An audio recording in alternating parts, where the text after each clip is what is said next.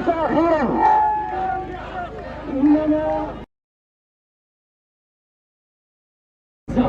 فيجب أن نحضر بشكل مستمر في الشارع والساحات للوقوف إلى جانب الشعب الفلسطيني. أمام القنصلية الأمريكية نحن الجبهة المغربية لدعم فلسطين ومناهضة التطبيع لإيصال رسالة إلى الولايات المتحدة الأمريكية مفادها أن الأسطوانة التي تكررونها التي مفادها أن إسرائيل من حقهم الدفاع عن نفسهم، هذه أسطوانة مشروخة.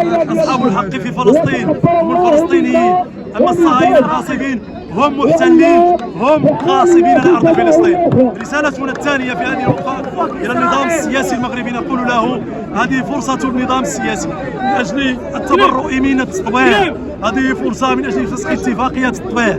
أيضا نقول لإخواننا في فلسطين اليوم أننا معكم، كل الشعوب العربية والإسلامية معكم، فاستمروا واصبروا وصابروا ورابطوا، إن الله معكم، إن الله مع الصابرين. الشعب المغربي